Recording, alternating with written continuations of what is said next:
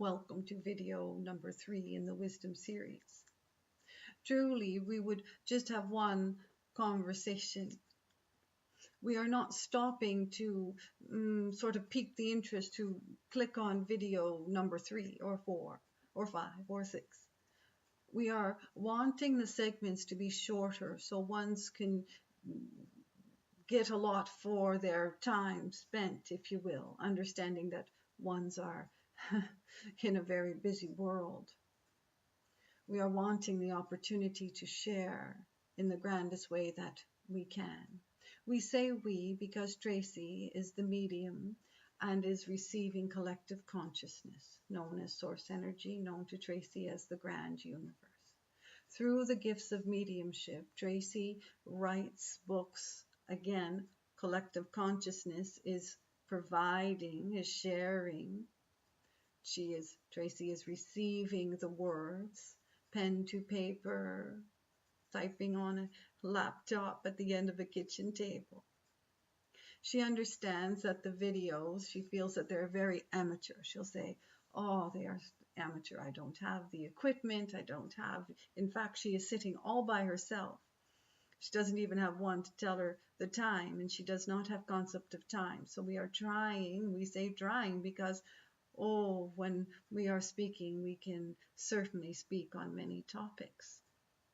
So the question was asked, where were you before Mother Earth? Most don't have the concept of. Most focus on where one will be going after Mother Earth, after the departure from Mother Earth. That is the concern. Ones don't often think of where they came from before arriving. Most are sort of thinking about where they're going to go. And isn't it fascinating, the different beliefs around the transition from Mother Earth to the grand heavens? Some don't even believe in heaven. And so we are not here to change a belief. We are here to share wisdom, not teach wisdom. Wisdom cannot be taught.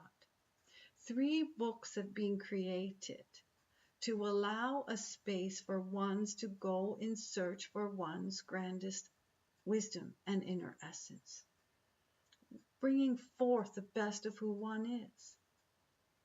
There are many topics in the books, and each chapter is very short, few pages. Knowing ones do not have much time. There is so many things. Captivating time demands just in everyday living. We want to say the gift of the internet, for this video would not be shared if it was not for the internet. But the internet has captured much of one's attention in their daily life, social media, etc., etc. It is certainly a powerful tool to share. And that is what we are doing. We are sharing. It took Tracy a long time to decide to share because she knows of the condemnation. She knows of the judgment. So, where were you before Mother Earth? That is held within you in your own wisdom. To understand, it is the connection to all that provides the answer. We cannot answer where one was before Mother Earth. And some will say, well, this is a whole lot of BS. If your collective consciousness coming from a space outside of Mother Earth, if you will, then why would you not know? And the answer is, we are not here to change a belief system. We are here to guide ones on their greatest journey of life. What are you creating this day? What do you wish to create? We ask, where were you before? For we want ones to go in search to understand of eternal light. Eternal light, your soul. Most would agree that the soul is eternal. And if most would agree the soul is eternal, housed in body temple, if you will, then would it make sense that your eternal soul, your eternal light, eternal love was held somewhere before you decided to create your pathway on Mother Earth once again, and we say once again. So let us just say you are in agreement that before your arrival, you were part of the vastness, the oneness, the wholeness. Call it the heavens if you will. Call it divine if you will. Call it suspended in midair if you will. Everyone has their own understanding. That is why we cannot provide an answer. We are here to share with you that you are eternal divine light. In the eternal divine light holds the grandest, greatest compassion. In divine, eternal, grand light holds the beauty of who you are. Light, love, compassion, joy, playfulness.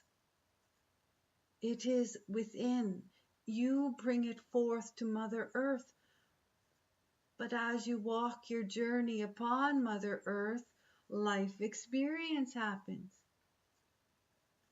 Creating experiences that tend to bury the love. Oh, I loved once, I'm not doing it again. Oh no, no, I got hurt, really hurt. I'm not doing that again. Are you kidding me?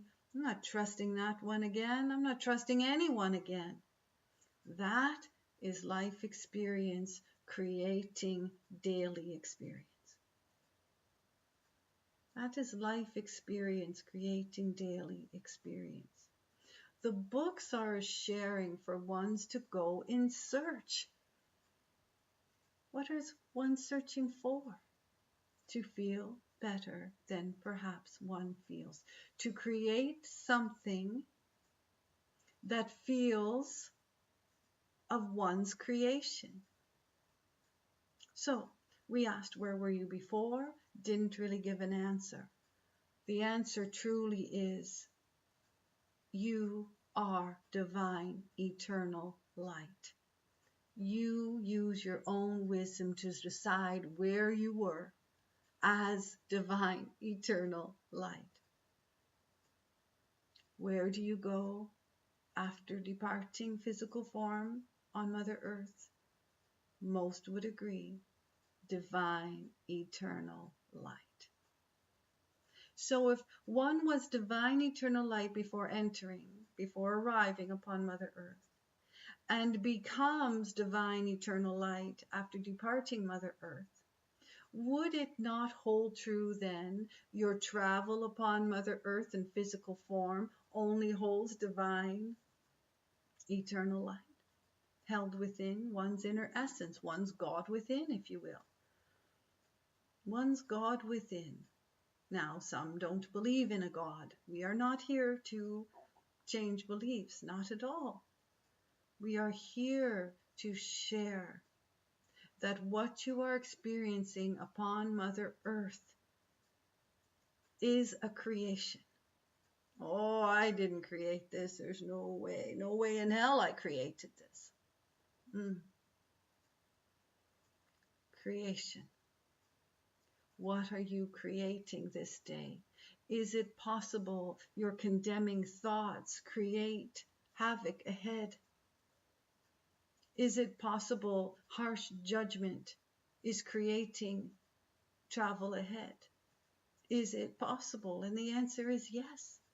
For how can one bring forth what they are really truly desiring to create when there is so much condemning, self-condemnation? I can't do that. I'm not smart enough. I can't do that. I'm too old. I can't do that, etc. Fill in the blank. I always want to do, but I can't. Oh, there's no way. My family wouldn't let me. I wasn't able to when I was a child. They took it away from me.